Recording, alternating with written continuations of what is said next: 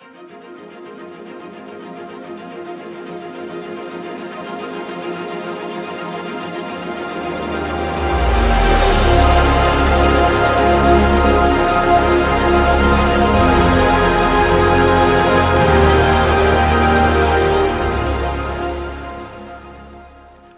this video, we will discuss the Individual Aircraft Record Card, or IARC, what they are, and how to read them.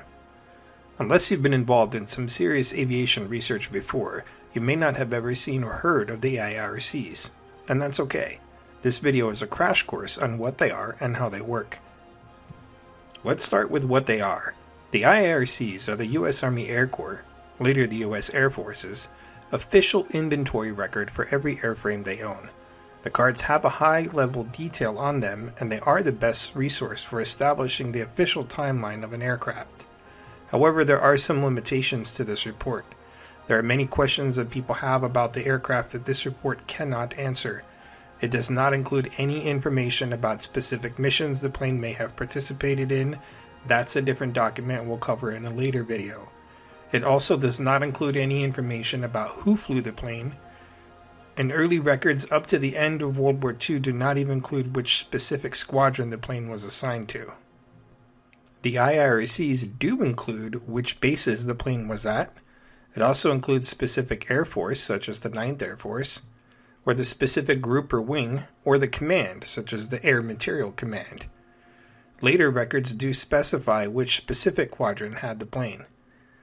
The records also include which variant or model the plane was, and if the model changed, then so too did the IARC. Although there is a place on the card to denote which production block the plane was, research has shown that this particular field is not always accurate. So now that we know what the IARC is, let's talk about how to read them. Starting with the top row of the card. On the left side is the type model series, which tells you the variant of the plane.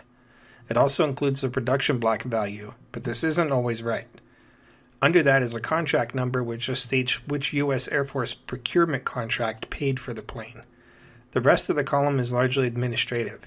The manufacturer's serial number would be helpful, but it's rarely included, and we do have a master list of what those numbers are elsewhere, so they're not needed.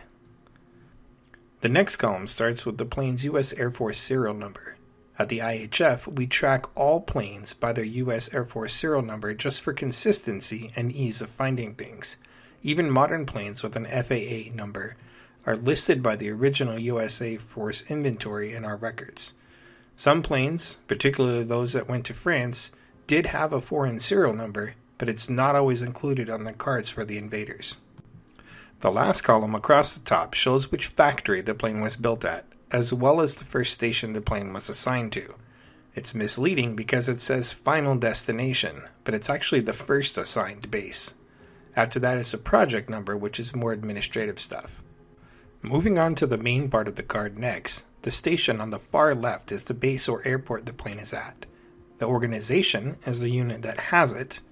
This could be a command, a group, a wing, a squadron, or any number of special divisions. The recipient is which unit the plane is going to, and the next destination is which base or field. Some of the next columns, such as created or flown away, condition, are not particularly useful, and they aren't used past the initial acquisition of the airframe. The date column is a little tricky, so I'll explain that better as we walk through some examples. The action and remarks columns don't usually contain much in the way of useful information. Note that sometimes these records are incomplete. For example, planes that were used in Black Ops missions don't have those missions listed. Additionally, sometimes the note dropping the plane from the inventory is also not listed. What I usually see is that if the plane is scrapped, then the line item is typically listed. However, if the plane is lost due to other means, such as a crash, a combat loss, or abandoned due to damage, the listing is not always present. Now that we have a basic overview of the type of information on the cards and what the main data elements are, let's take a look at a few examples and break them down. In looking at this first example, when we look across the top, we see that the model is XA26, so this is the initial Invader prototype. There's a contract number underneath that, and it's allocated to the USA. The serial number for this plane is 19504, and it was made at the Douglas El Segundo, California plant. In the main body of the card, it shows that the station location is El Segundo, and the organization is Douglas, which is the manufacturer.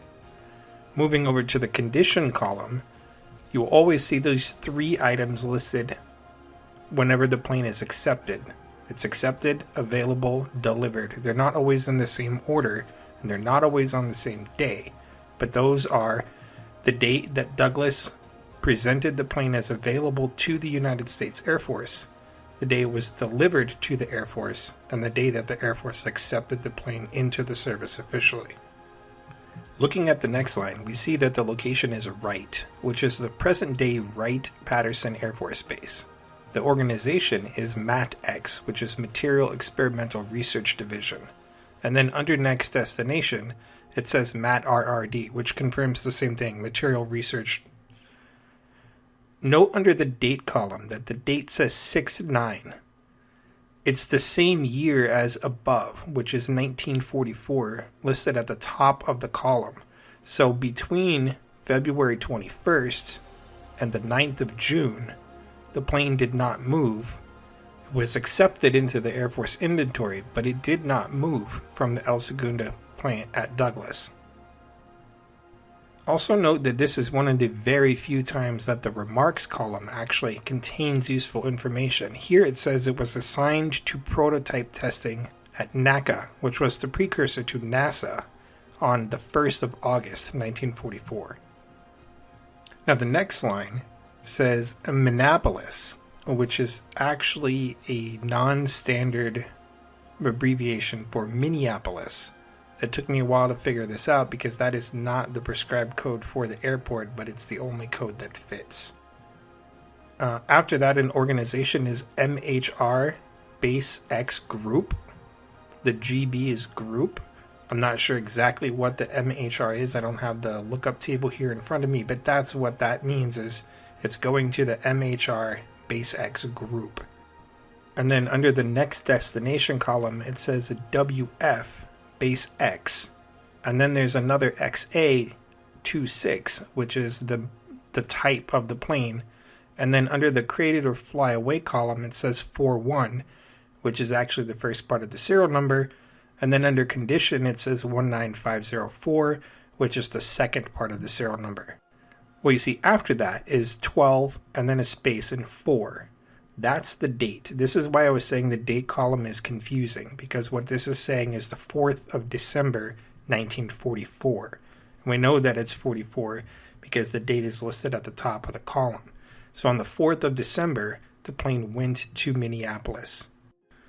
The next column after that, the line shows Minneapolis again, and it shows that MHR Base X Group again. But now it's saying that the plane was transferred to the 1454th Base Unit. It's still an XA-26 with the same serial number, and the transfer occurred on the 26th of December, 1944. The line underneath that shows pretty much exactly the same information, but now you notice the recipient code is slightly different. On the second line it was a 0 or an O, and now it's a B. That's really not too important for what we're doing here, but it shows that that status change occurred on the 2nd of January.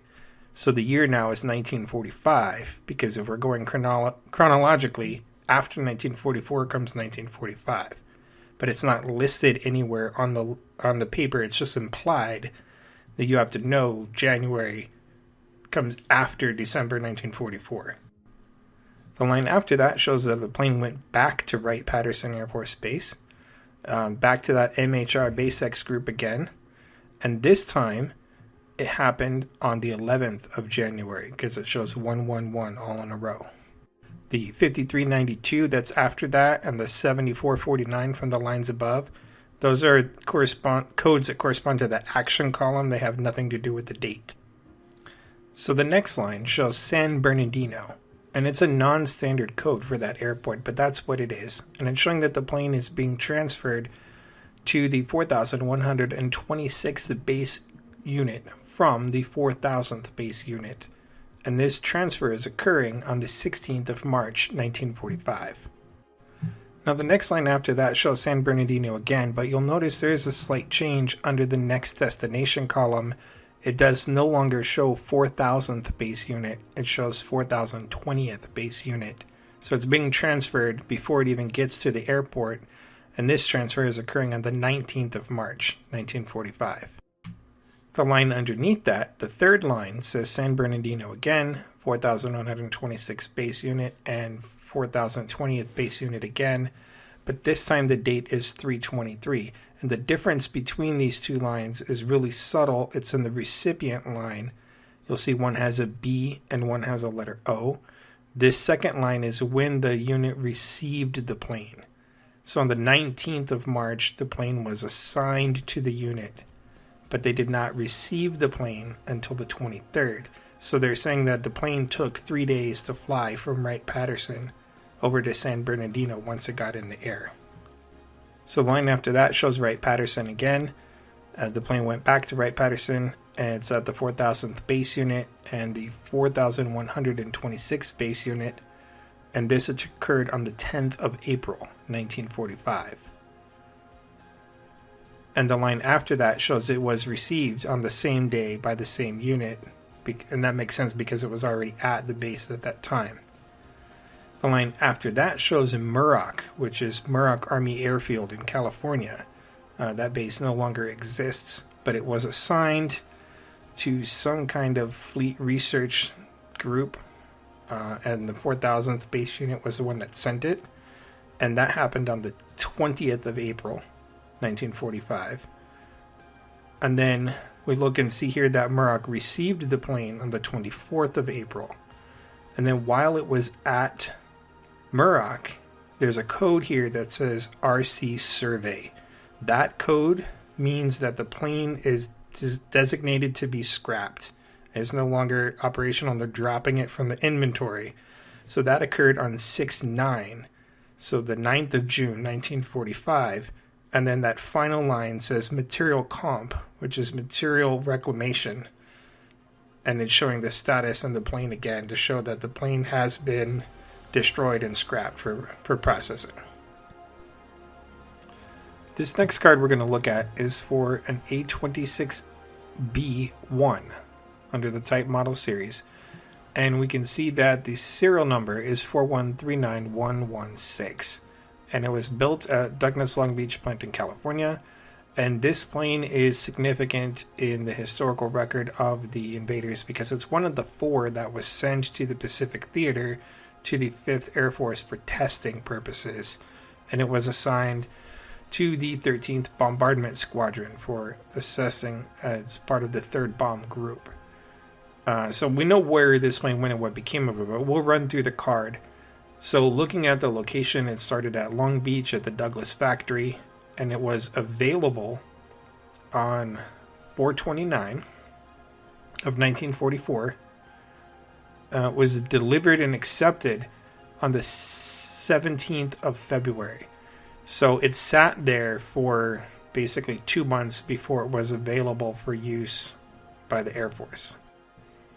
There's some kind of scribble in the remarks field next to available, and I don't know what that says, but the rest of the line where it says available, it says it left via Naval Air Station, Alameda, California. So if we're going down under location, it says Alameda, ATC.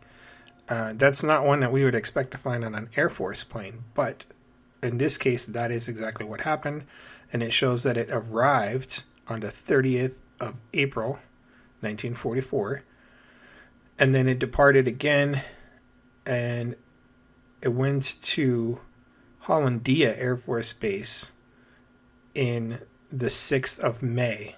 And that's a little island in the Pacific. And then underneath that it says left. And that's a World War II code that meant the Pacific, the 5th Air Force in particular. They all had different codes like that, but left was for the Pacific, the 5th Air Force in the Pacific. Now this card is a little unusual with the date column because you'll see that it has the entire date, which is not typical of these cards. So we have 2 dates, both listed in May of 1944. The bottom line shows the 7th of May, and the top line shows the 22nd of May. The bottom line is when the plane was sent to the 5th Air Force when it was assigned via the W code. And the top line is when they actually received it. Why they write it backwards like this, I have no idea. But what they're saying is basically it took about 2 weeks for the plane to travel across the Pacific and get from California to the forward operating base at Hollandia near the Philippines. The last line on this card is actually something of a mystery to me. I've never seen this UCIM or these other codes that are listed here before, but the date says 25th of July, 1945. And what we know of the history of these planes is that they were abandoned after the conclusion of their field evaluation test. So I can only assume that that line has something to do with the abandonment or destruction of the aircraft while it was assigned to the unit. But I can't confirm that for sure because I can't find a lookup key that identifies that specific code. So as you can see, even understanding how the codes work and how the cards are read, sometimes it still throws you for a loop because it presents you with something that you're not 100% sure on. And in those cases, all we can do is make our best guess until we can find such information that confirms it one way or the other. Okay, so we'll do one more of these cards, and it should give you a kind of good idea of what's going on. So this is also an A26B1. Serial number 4139104. So this is the 5th plane that was built by Douglas. And again, the manufacturer's serial number is not present on this. I just know it because I have the master list.